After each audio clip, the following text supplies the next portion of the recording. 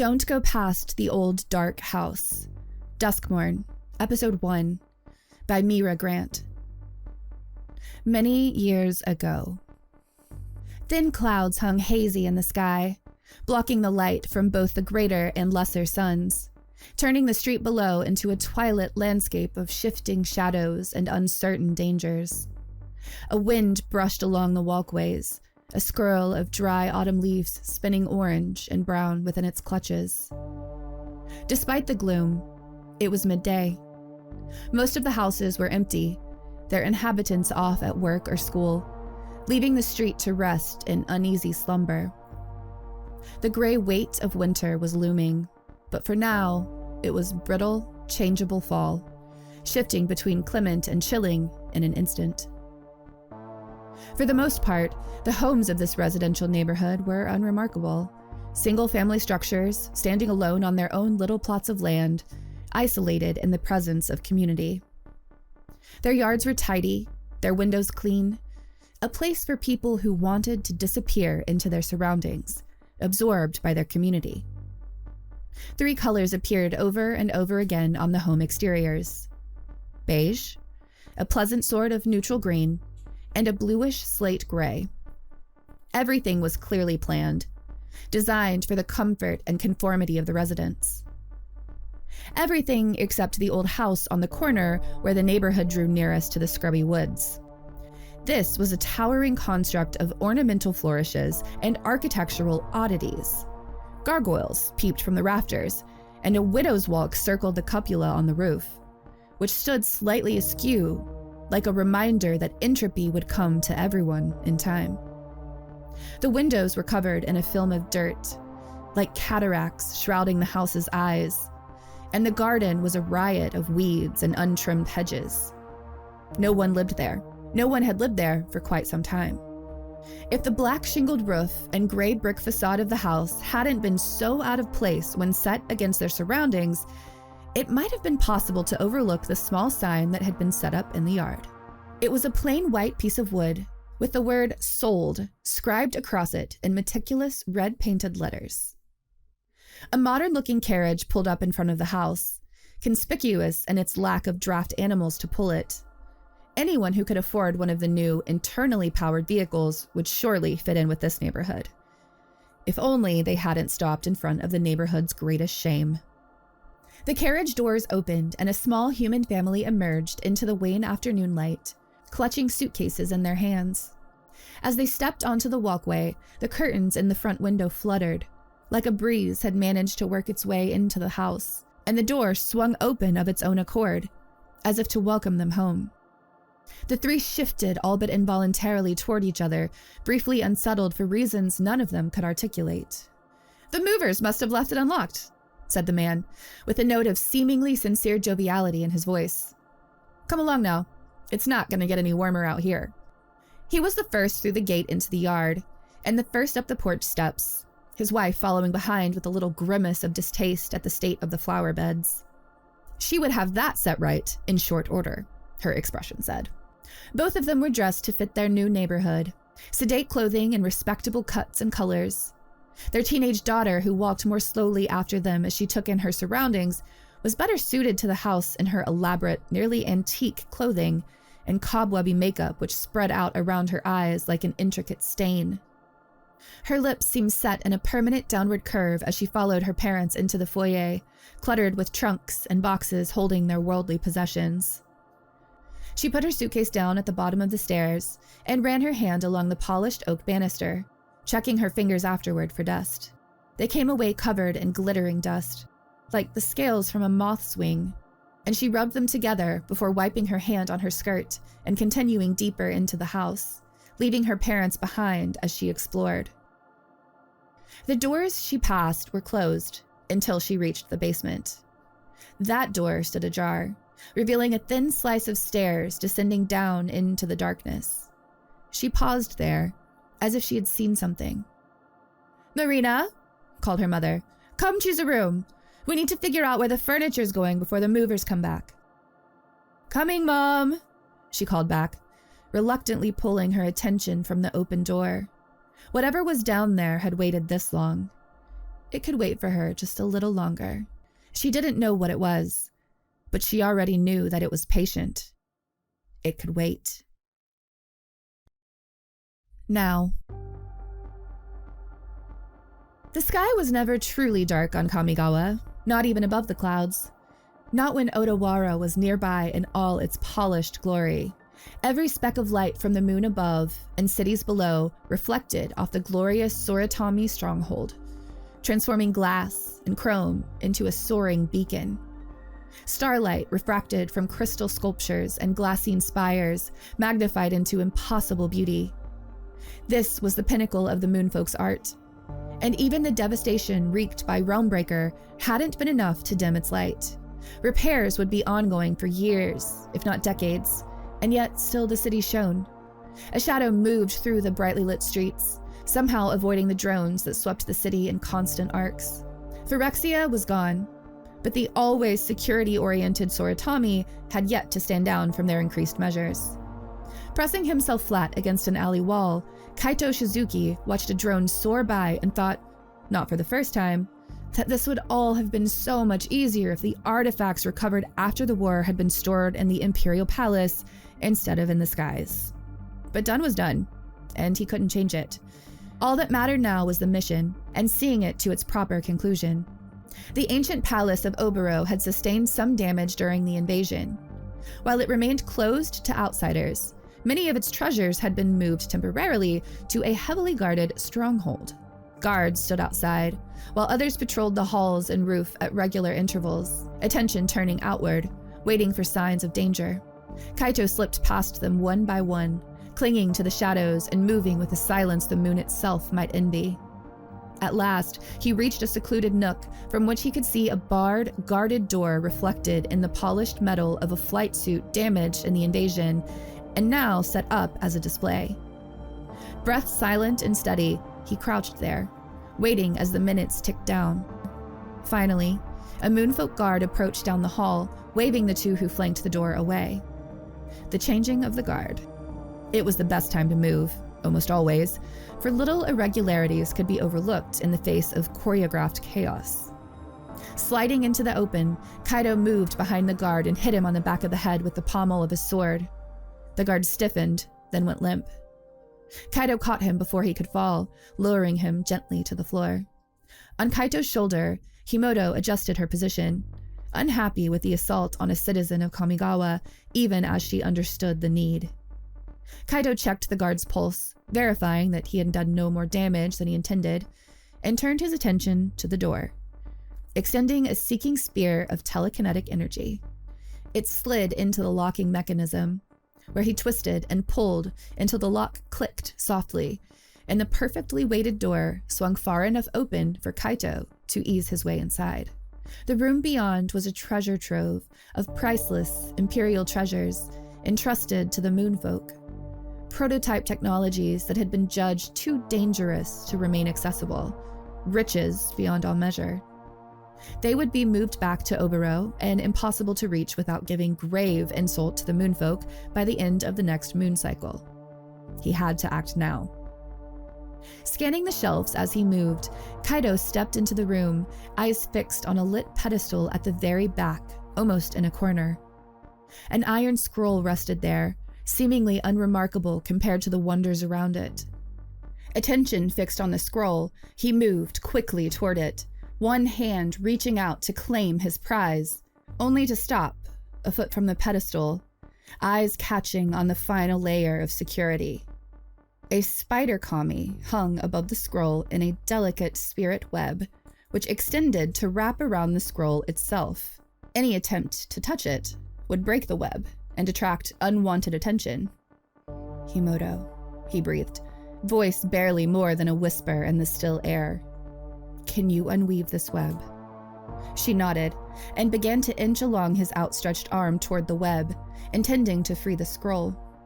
She was almost there when a sound broke the silence, a throat being cleared immediately behind him. Kaito spun, sword already assembled and in hand, only to find his blade caught against another. The white-haired woman standing behind him offered a slight smile, her sword still lifted to prevent him from completing a stroke. A golden white dog stood at her heel, tail wagging, and Kaito almost smiled to see Yoshimaru, finally joyous again in the company of his beloved master. "Hello, old friend," she said. "You're as good as you ever were, but when it comes to blade work, I'm still better." Kaito stared. Asking the Emperor where she had been was a fool's game, as he knew from their most recent encounters. In the absence of her spark, she was finally free to truly learn the plane that was her birthright, no longer hurled across the blind eternities without choice or control. As such, she had asked Lightpaws to maintain her regency for now, while she walked among the people she was meant to lead until she understood them better. So he didn't ask. Instead, he took a deep breath, straightened, and lowered his sword. This isn't Imperial business," he blurted. "This was Tomio's. It should never have been confiscated." "I'm not here to stop you," she said. "I came because I need your help. Nashi is in trouble." Kaito froze. "And you think mid-robbery is the time to tell me? You need to work on your approach." The Wanderer smiled. "Finish your business here quickly. I'll meet you on the palace roof." She took a step back, away from him. She was always moving away from him. "I'll see you soon." She turned to leave the room, leaving Kaito staring after her. He returned his attention to the scroll as Himoto finished her journey to the web and began pulling it apart piece by careful piece. The wind was cool as it blew across the palace rooftops, scented with cherry blossoms. The occasional pink petal danced on the breeze. Kaito stepped between them almost without thinking about it, the iron scroll a heavy weight in his pouch as he moved across the polished shingles. They used to play here when they were children, a boy and his companion. When they knew they would be subject and emperor one day in the future, which was as far off as the moon. The moon wasn't so far away now, and the future had long since arrived. Kaito hopped down onto one of the low, semi-hidden gardens that studded the palace roof, landing silently on the mossy stone ground. The Emperor was there, sitting under one of the cherry trees, with one end of a length of silk rope in her hand. Yoshimaru worried at the other end, growling playfully. She glanced up as Kaito approached. "You were successful?" "I was." Kaito patted his pouch. "Ginku will have his lost wife's scroll back in the library come morning.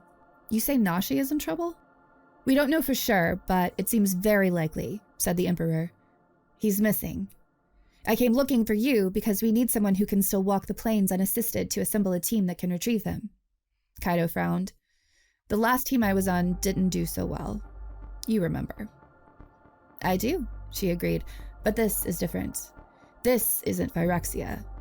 And you did well enough that we're both still here." Kaito glanced away. "Not everyone is," he said. She had no answer to that. Yoshimaru pulled the rope from her hands and whipped it back and forth, breaking the neck of whatever small opponent he imagined. This accomplished, he dropped the rope in front of Kaito and looked at him with meltingly hopeful eyes. Kaito sighed and picked up one end of the rope, beginning to play tug-of-war with the dog. "How long has Nashi been missing?" he asked. 3 months. Kaito stared at the Emperor. "That's not... I would have noticed, or Ginku would have told me." "I know we both feel responsible for Nashi," she said, "and at the same time, he blames us both for his mother's death, to varying degrees, and I think we both blame ourselves as well. It's been easy to keep away, thinking that was what he wanted. When was the last time you went to see him, or spoke to Ginku?" Kaito paused. "It had been... months," he admitted. "I've been focused on recovering his mother's scrolls. They never should have been taken, and I hoped that having them might ease his heart a fraction, even if it could never be enough." The Wanderer nodded. "You see? We were all grieving in our own ways, and he slipped away like ripples in the water. 3 months ago, he told some of the other reckoners that the scroll containing his mother's living memory had vanished. He was distraught. He should have come to me. He was a heartbroken child. And when he started hearing her voice calling him to come and find her, he answered it. He followed her call to a door covered in strange carvings, one that had no place in Kamigawa. He was clever enough to send in a series of drones through it before attempting to enter on his own. and they transmitted footage from the other side before breaking, one by one. That was when he took a few of his closest friends and traveled through. The Wanderer paused. They never came back out. Worse, the door vanished as soon as Nashi passed through. We have drone recordings of the area. I reviewed them and went to where the door should have been, but there was nothing. Only a whisper on the edge of my planar awareness, like something terrible had brushed against our world in that spot. No one on Kamigawa could help me, so I was forced to look farther afield. I traveled the Omen Path, seeking the echo of that door, and I found it on Ravnica, being guarded by Niv Mizzet. So he controls access to this door? Yes. And do you trust him? No. The Emperor's smile was brief and bitter. I believe he wants to learn the secrets of the door far more than he wants to bring Nashi home. We're all just game pieces to him, things he can summon and sacrifice at will. But I believe he has the resources we need to do this, and it must be done. Kaido sighed, weary to his bones. I'll take the scroll to Ginku tonight and ask him if he knows anything. Then I'll gather our team and meet you. He paused. Where should I meet you? There's a stable Omen Path near Aganjo that will take me to Ravnica's 10th district. Niv Mizzet is waiting for us there. She reached over, taking the end of the rope from his hand. Do you know where you're going? Kaido nodded without hesitation. I have a good idea where to start, he said. Tyvar Kell, elf prince of Kaldheim, stood shirtless in the snow, feet set in a warrior's stance, a broad smile on his face as he stared down the massive wolf in front of him. It was alone, with no pack to come to its aid. If it had been part of a pack, it wouldn't have been preying on the village for the past several weeks, and he wouldn't have been called to glorious battle. The wolf growled. Tyvar laughed. Well, beast, he called, come at me. The wolf, which was easily twice his size, leapt, and Tyvar swung a mighty left hook at the soft underside of its jaw. The power of his punch enhanced by his body becoming living stone midway through the motion. The wolf was knocked backward into the snow, landing without a sound. Tyvar scowled, body bleeding back into flesh. Get up, he said. This is only a hero's battle if you last more than one hit. I have to admit, you playing dog catcher is not what I expected, said a voice behind him, welcome and familiar. Tyvar turned, beaming once again. Kaido, he cried, jubilant to the last. What brings you to Kaldheim, my friend? Seeking grand adventure and glorious danger? Not so much, said Kaido. I'm not really in the market for danger, glorious or otherwise. I was hoping I could convince you to come and help me with a little problem. Some hours later, Tyvar and Kaido sat inside the feast hall, platters of meat and cheese before them, tankards of hot cider close to hand. The villagers had already skinned the great wolf and hauled its body away. The sheep it had eaten would have clothed many of them for a season. Now it would serve in place of the missing members of the flock and warm the people through the winter snow. Tyvar nodded with deep solemnity at Kaido's words, brow furrowed in concentration. So you want me to travel via Omen Path to the city of Ravnica, there to pass through a mysterious door into possible doom. That's about the sum of it, yeah. When do we leave? I'm supposed to put together a team, said Kaido. I have stealth handled. The Emperor is planning to accompany us and she can handle navigation. We're both fair fighters, but you're a one-man wrecking crew. Niv Mizzet is all but certain to want one of his own people to accompany us. That gives us a scientist. The rest of our former strike team is... Friend Kaya would come, if we knew where to find her, but I fear she may be done with adventures for the moment, said Tyvar. He didn't mention the others. There wasn't any point. Picking up his tankard, he took a swig of cider, then asked, in a speculative tone, what needs are yet unfulfilled by the gifts among us? We could use someone with defensive skills, said Kaido, someone who's better at shielding and distance engagements. I can't be our only ranged fighter. Tyvar looked at him gravely. You anticipate much trouble then? Better safe than sorry. To his surprise, Tyvar roared with laughter. Wonderful, he said. More trouble is more drama in the telling. I think I may have just the hero that you need, and best of all, they're currently on Kaldheim, so you won't have to go far. You vouch for them? I do. And between you and I, they need to get out more. A trip to a terrifying new place filled with unknown dangers may be precisely the solution to their doldrums. Is this someone I've met? I don't believe so. Tyvar's mouth twisted briefly. Nico Eris. They were a planeswalker before whatever had changed. Before so many sparks blew out like candles in a stiff wind, leaving their former bearers fumbling without a light to see by. Before Phyrexia, before the Silex, before they failed. I'm sure they'll be a great asset, said Kaido. Where can we find them? Tyvar gestured toward a particularly raucous corner of the feast hall, where a large cluster of local hunters had formed. They had 3 rough-hewn wooden targets propped against the wall and were alternating throwing small hand axes at their marks, missing as often as not, and chopping chunks out of the feast hall's support beams. As Kaito watched, a particularly burly hunter with his beard pulled into 3 neat, oiled braids stepped forward, weighing an axe in his hand, and tossed it almost nonchalantly toward the smallest target. It struck dead center, and the other hunters cheered. Nico? Asked Kaito. No, said Tyvar, laughing. That's Trigva. His skill with throwing axes is as impressive as his skill with a bow is not. He's a terrible hunter, but a fine sportsman. He nodded at a slimmer figure seated at one of the tables near the axe throwers. Half their head had been shaved. The hair that remained was long, straight, and dark at the root, paling to silver at the end. As the contestants roared at Trigva's throw, the figure stood, moving smoothly through the crowd, and picked up a pair of axes, one in either hand. They exchanged a few brief words with someone Kaito assumed was running the game, then tossed both axes at the target, one right after the other. The first struck the handle of Trigva's axe, splitting it lengthwise. The second repeated the trick, splitting the stranger's axe right down the middle. Tyvar laughed and waved the figure over, receiving a raised finger signaling him to wait. Several purses changed hands, and then the stranger was moving toward their table, looking unmoved by their own impressive victory. Kaito, my friend, this is my friend Nico Eris, said Tyvar, once the stranger was close enough. They're originally from Theros, and they're about 3 nights of gameplay from getting us both thrown out of this feasting hall. Only because you insist on waiting in when the locals get tired of losing, said Nico. I can handle my own fights. Yes, but when you keep starting them for me, all tempting and enthusiastic, I can't resist joining in. Tyvar beamed at Nico, who scowled at him in response. Ah, said Kaito, who didn't want to get stuck in the middle of a brawl, however much Tyvar might have enjoyed it. You seem to have quite the aim. I never miss. Nico pulled what looked like a gleaming shard of magic out of the air, holding it above their palm. The invasion didn't take that away from me, at least. Friend Nico, like myself, no longer feels the blind eternities in their bones, said Tyvar.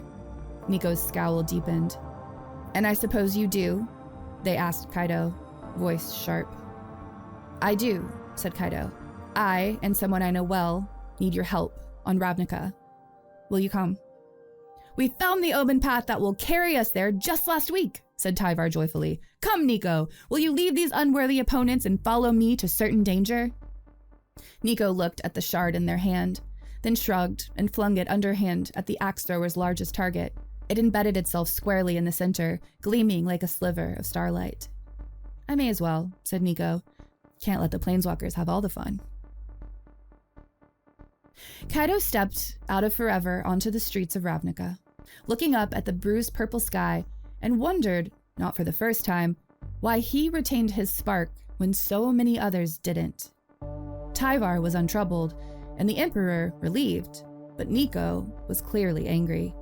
Bitter on a level Kaito couldn't fully comprehend, having never lost such an essential piece of himself. The former planeswalker from Theros resented being made less than they had been, even if their fascinating shard magic remained intact. Even if the omen paths meant they weren't trapped on any one plane. They had trusted in the blind eternities, and they had been betrayed.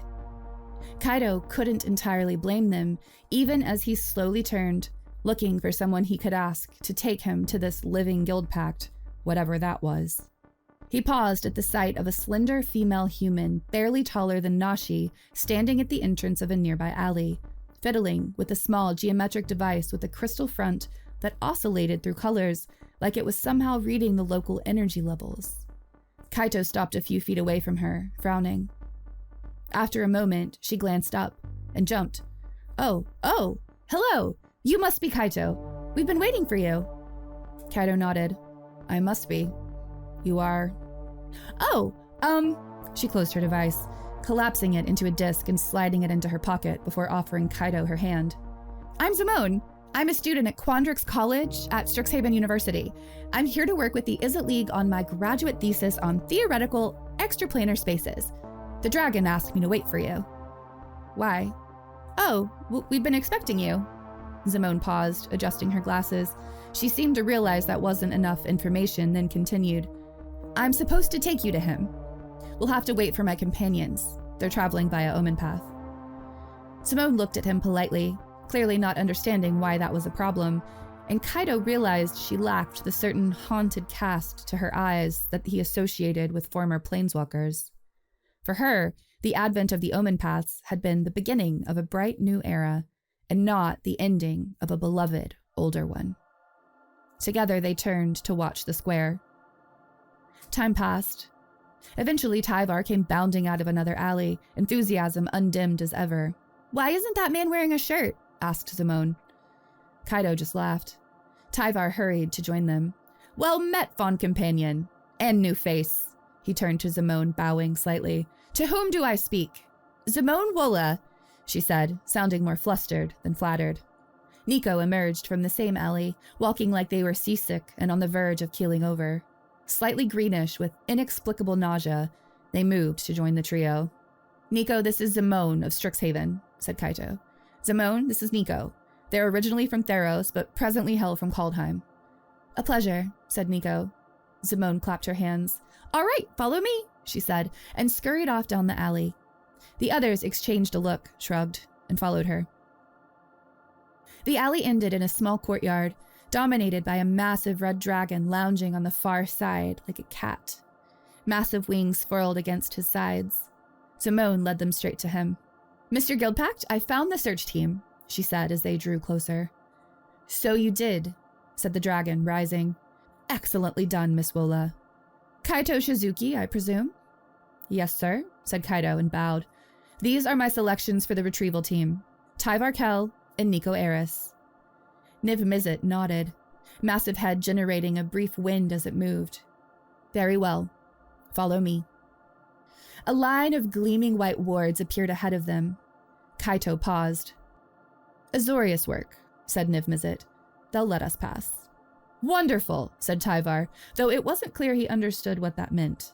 Then, are you to be our host? I have always wished to speak in depth with a dragon. If we have the time, I will gladly speak with you, said Niv Mizzet dryly. You're not the first ones here, of course. The Wanderer returned yesterday, following another of your companions. Kaito blinked.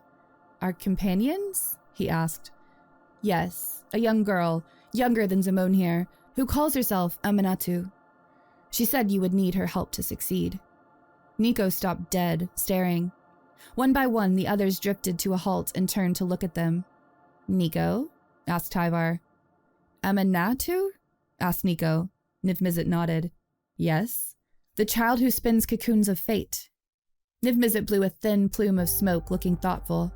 That would fit with what she's been seen to do so far, so I believe yes. I don't believe in fate. But fate believes in you, said Tyvar, clapping Nico on the shoulder. Come, let us disbelieve this stranger to her face. They walked on. Kaito frowned again as he spotted a sign on the wall, marked with the sigil of the Boros Legion, warning of necromantic energy in the area and ordering an evacuation.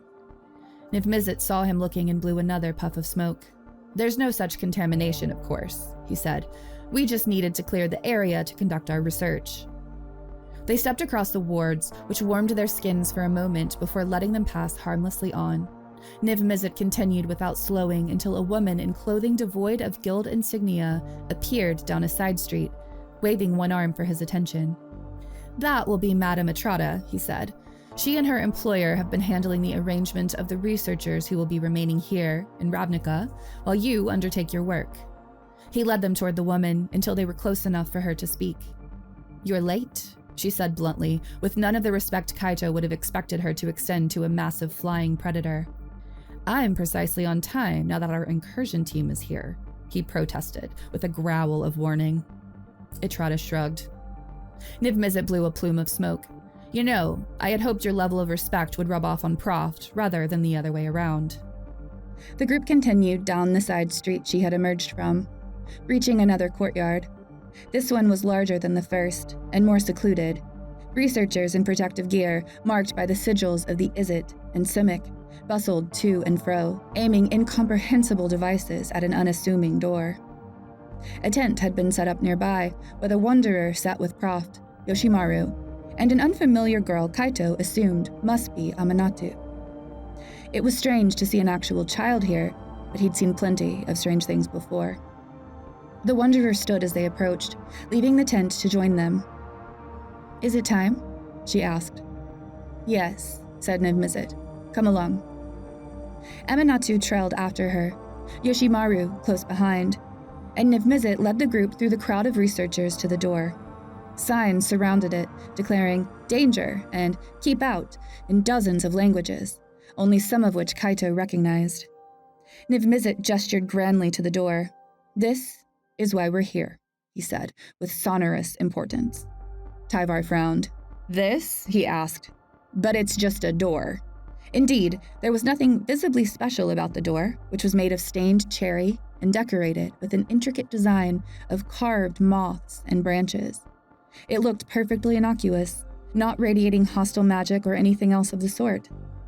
And yet, Amanatu gasped and recoiled as her eyes locked on the door, and for a moment, her fear and revulsion made her look younger than her actual age, like a terrified child who had no business anywhere near the situation. The Wanderer patted her reassuringly on the shoulder, and Amanatu drew back against her, Yoshimaru standing in front of her as if to defend her from the door. "It hears us," whispered Amanatu. "Mind your words or it will know our plans." That was an unsettling idea, thought Kaito. "Come with me," said Niv-Mizzet. He led them back a bit to the tent. It was a tight squeeze with the dragon among them, but they managed, cramming themselves into uncomfortable closeness. "Is it an omen path?" asked Nico. A man in a long brown coat, who had joined Etrata during their return from the door, scoffed. "It has none of the hallmarks of an omen path. If it is one, it's entirely unique. We've never seen anything like it." "We have recordings from inside, Mr. Proft," said Simone, before Nico could react to the man's tone. "Nashi's drone sent the footage back before they failed. It's a house." "A house?" asked Kaito. She nodded. "Just a house, perfectly normal, if in need of a good cleaning service. A little run-down, possibly abandoned, and possessed of some very strange angles. I think space is distorted inside somehow." She paused, then beamed. "I can't wait to get a closer look." Kaito met Tyvar's eyes and nodded. This was the researcher he had predicted Niv-Mizzet would embed among them. "All right, Miss Simone," he said. "I'm not entirely comfortable with Amanatu joining us, however, given her age." "I can't," said Amanatu. "What waits for you on the other side of that door would be infinitely more dangerous if it managed to get its hands on me. No, I stay here. This is where you need me. This is where I help you." "How?" asked Nico. Amanatu looked at them calmly. "I'm sorry, Destiny called. I understand why you hate me, but my magic and the magic of the house deflect each other, like water deflecting oil. Because of this, I can send you through the door with fate shifters." She paused. "What are those?" asked Simone. Amanatu shrugged. "Tokens, really. Bursts of my power in physical form. They can be used to evade horrifying ends." Nico straightened, anger coloring their features. "What?" they demanded. "You can do that. Our lives are only game pieces to you?" Their anger seemed to jump to Tyvar, although not as brightly. "If you have the power to show us these answers, why did you let us march against Phyrexia without them? Why did we lose so many of our own in a fight you could have spared us?" "Because that's not how my power works," said Amanatu. "It was hard enough to make these. When you make a choice that would lead to your certain death, everyone nearby who holds a token will see the outcome, feel like it's real, and then snap back to the moment before you made the decision, giving you a chance to make it again. But the vision is short, no more than a minute, and only works once for any single person. Even before my spark left me, my power wasn't without limits. I won't force you to take them. I don't take people's choices away like that. But if you refuse my aid, at least one of you won't come back. That's certain." The group exchanged looks. Finally, the Wanderer stepped forward. "We are grateful for your help," she said. "Only the foolish refuse aid freely given." "Then take these," said Aminatou. She reached into a pouch at her waist and removed a handful of roughly carved figures, none larger than her index finger, each shaped to give the vague impression of a person's face and form. She handed them around the members of the team, giving the Wanderer a second. "For your friend." "Thank you," said the Wanderer. "Will you mind Yoshimaru for me? Danger is no place for such a dear and loyal companion." Kaito, who intended to walk with her into danger, raised an eyebrow and said nothing. "Take these," said Etrata, picking up a square device from a stack of similar and offering it to Nico. "They'll monitor the energies in the house and help us build a better idea of what sets it so apart." One by one, they took the monitoring devices and approached the door. It swung open as the Wanderer reached for the knob. On the other side was a foyer, some kind of hallway, but glimpsed through a membrane of strange, fuzzing blue energy. One by one, the group filed inside. The last thing any of them saw before the door slammed shut was Aminatou, one hand clenched in Yoshimaru's fur, standing with Etrata, Croft, and Niv Mizzet as she watched them go. They looked like they were much farther away than they should have been. Then the door closed, and the house was all